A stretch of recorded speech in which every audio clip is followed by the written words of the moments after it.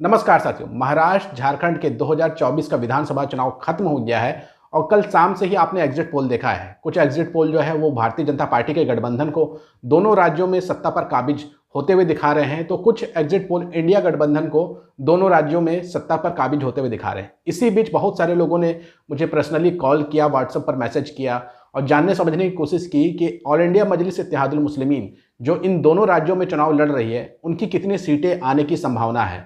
तो आज हम अपनी इस वीडियो में आपको बताएंगे कि मेरे हिसाब से और मैंने जो ज़मीन पर लोगों से बात किया है उनके हिसाब से कितनी सीटें आ सकती है झारखंड और महाराष्ट्र में ऑल इंडिया मजलिस इत्तेहादुल मुस्लिमीन की। साथियों, अगर हम महाराष्ट्र की बात करें तो महाराष्ट्र में कुल 16 सीटों पर ऑल इंडिया मजलिस इत्तेहादुल मुस्लिमीन ने अपने प्रत्याशी उतारे हैं। हालांकि ये संख्या कम है। अगर 2014 की तुलना में अगर आप देखिएगा तो 2014 में 24 प्रत्याशी ऑल इंडिया मजलिस इत्तेहादुल मुस्लिमीन ने महाराष्ट्र में उतारे थे विधानसभा चुनाव में, जिसमें से 2 में उनको कामयाबी भी मिली थी। और 2019 में तो 44 सीटों पर चुनाव लड़ा था ऑल इंडिया मजलिस इत्तेहादुल मुस्लिमीन के प्रत्याशियों ने। लेकिन इस बार एमआईएम केवल 16 सीटों पर फोकस की है और अपना स्ट्राइक रेट बढ़ाने की कोशिश की है। ये कौन से 16 सीट है जो इस बार ऑल इंडिया मजलिस इत्तेहादुल मुस्लिमीन चुनाव लड़ रही है महाराष्ट्र के इलेक्शन में? आप अपनी स्क्रीन पर देखिए। औरंगाबाद मध्य, औरंगाबाद पूर्व, मुंब्रा, कलवा, ठाणे, मालेगांव मध्य, धुले, सोलापुर, नांदेड़ दक्षिण, करंजा, नागपुर उत्तर, मानखुर्द, शिवाजीनगर, भिवंडी पश्चिम, भाईखला, कुर्ला, वारसवा मुंबई, मूर्तिजापुर, अकोला और मिराज सांगली पर चुनाव लड़ रहे हैं ऑल इंडिया मजलिस इत्तेहादुल मुस्लिमीन। आपको ये भी जानकारी देते चले कि जिन 16 सीटों पर ऑल इंडिया मजलिस इत्तेहादुल मुस्लिमीन ने अपने प्रत्याशी दिए हैं उसमें केवल 12 मुस्लिम कैंडिडेट हैं और 4 एससी कास्ट के लोगों को दिया गया है। लेकिन इन 12 सीटों पर कौन कौन चुनाव जीत सकता है आप अपनी स्क्रीन पे देखिए।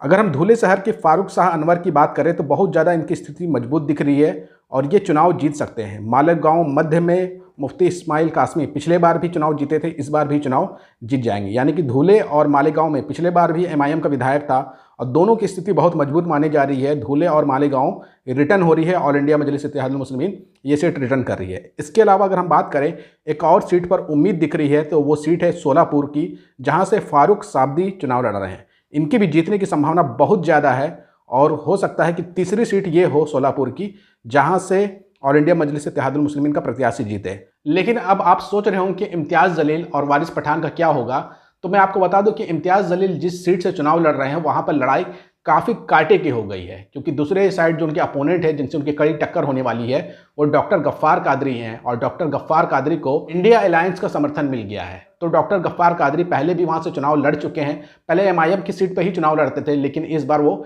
इंडिया अलायंस की तरफ से चुनाव लड़ रहे हैं, इसलिए उनकी स्थिति मजबूत हो गई है। हालांकि माहौल इम्तियाज़ जलील के पक्ष में ज़्यादा देखा जा सकता है, लेकिन मेरा मानना है कि औरंगाबाद पूर्व से ना तो इम्तियाज़ जलील जीत पाएंगे ना तो डॉक्टर गफ्फार कादरी जीत पाएंगे, बल्कि यहाँ पर भारतीय जनता पार्टी उनके अलायंस को फ़ायदा हो जाएगा, क्योंकि 2 बड़े मजबूत कैंडिडेट के बीच में जो वोटर है, मुसलमानों का जो वोट है वो बढ़ जाएगा और फ़ायदा उठा लेगी भारतीय जनता पार्टी। औरंगाबाद पूर्व मुझे बहुत मुश्किल लग रहा है इम्तियाज़ जलील साहब के लिए कि वो चुनाव जीत पाएंगे, लेकिन देखिए क्या होता है। अगर एक तरफा वोट इम्तियाज़ जलील को मुसलमानों को मिला तो उनका जीत पक्की होगी, और अगर वहाँ पर वोटों का बंटवारा हो जाता है डॉक्टर गफ्फार कादरी और इम्तियाज़ जलील के बीच में, तो आप मान के चलिए कि भारतीय जनता पार्टी और उनका अलायंस यहाँ पर चुनाव आराम से जीत जाएगा।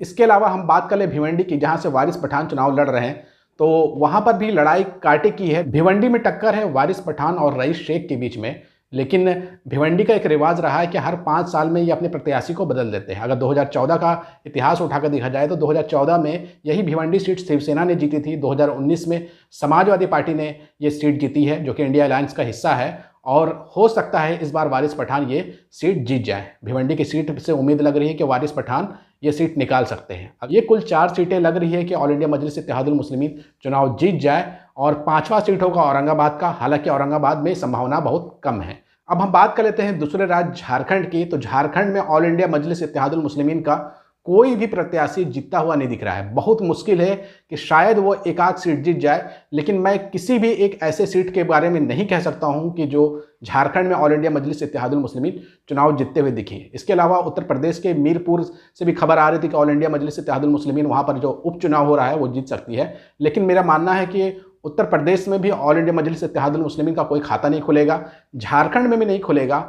जो उम्मीद है वो महाराष्ट्र से उम्मीद है, और महाराष्ट्र में मेरा अनुमान है कि 4 से 5 सीटें आराम से जीत सकती है ऑल इंडिया मजलिस इत्तेहादुल मुस्लिमीन। अगर 4 से 5 सीटें जीतती है और कुछ निर्दलीय विधायक दूसरे पार्टियों के और निकल करके आते हैं, तब किंग मेकर की भूमिका में होगी ऑल इंडिया मजलिस इत्तेहादुल मुस्लिमीन। वरना एमआईएम अपनी सीट बढ़ा करके केवल जनता की खिदमत कर पाएगी और किंग मेकर की भूमिका नहीं निभा पाएगी। आपको क्या लगता है महाराष्ट्र से कितने सीटें ऑल इंडिया मजलिस इत्तेहादुल मुस्लिमीन जीत सकती है, और वो कौन सी सीट होगी? कमेंट करके जरूर बताइएगा और इस वीडियो को ज़्यादा से ज़्यादा शेयर करिएगा।